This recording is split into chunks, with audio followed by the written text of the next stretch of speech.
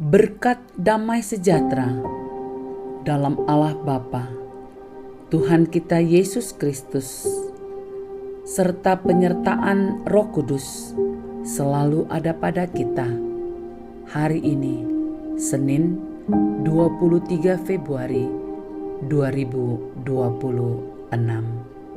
Para pendengar renungan Oasis Fajar, mari kita menghampiri Tuhan dengan ketulusan kita di dalam doa-doa kita.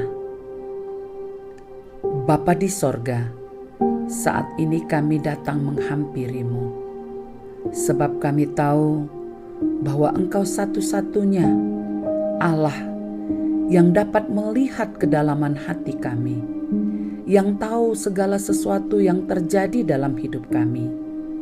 Yang karena itu Tuhan, kami sangat membutuhkan Engkau. Berbicaralah bagi kami. Kami siap mendengar. Demi nama Yesus Kristus, kami berdoa.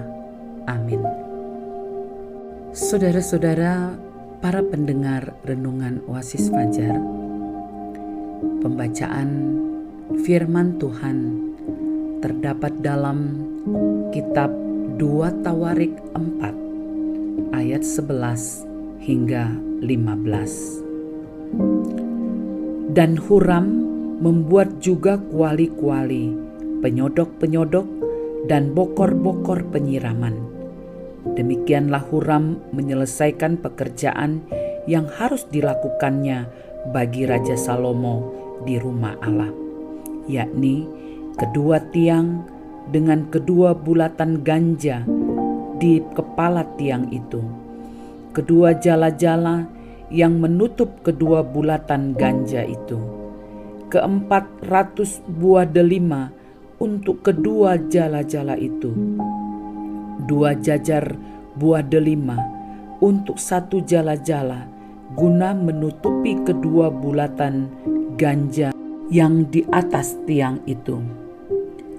Juga telah dibuatnya kereta-kereta penopang dan bejana-bejana pembasuhan yang di atas kereta-kereta itu, laut yang satu itu dan ke-12 lembu di bawahnya. Para pendengar renungan Oasis Fajar, judul renungan hari ini, kerjasama dalam melayani Tuhan. Ayat 11 sebagai penekanannya, demikianlah Huram menyelesaikan pekerjaan yang harus dilakukannya bagi Raja Salomo di rumah Allah.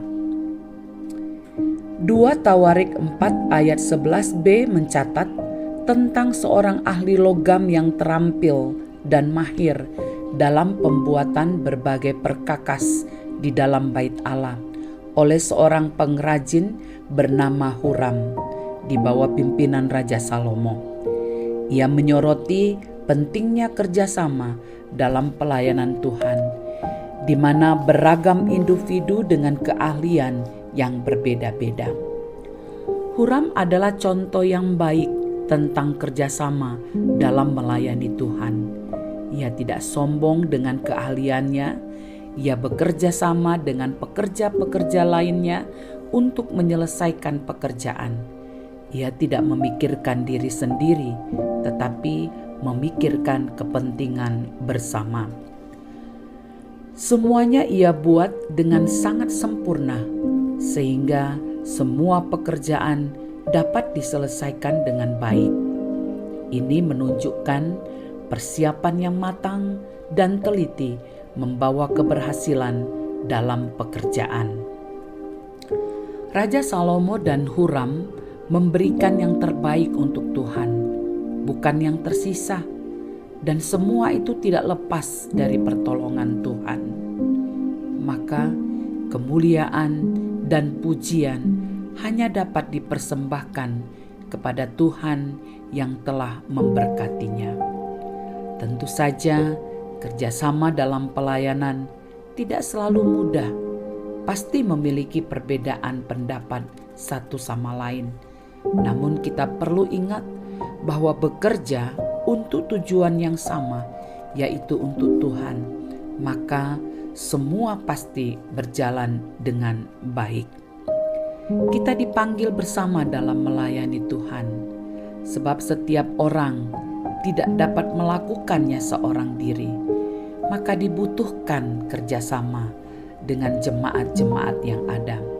Harus saling mendukung dan melengkapi satu sama lain, sehingga dapat menjadi berkat bagi orang.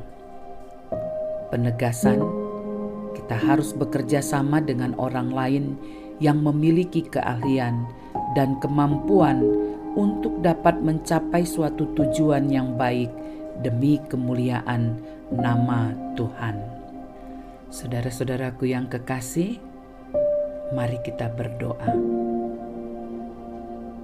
Tuhan yang kuasa, beri kami hikmat dan bijaksana untuk membuat keputusan yang tepat, dan tolong kami untuk bekerja sama dalam melayani-Mu. Dalam nama Tuhan Yesus, kami berdoa. Amin.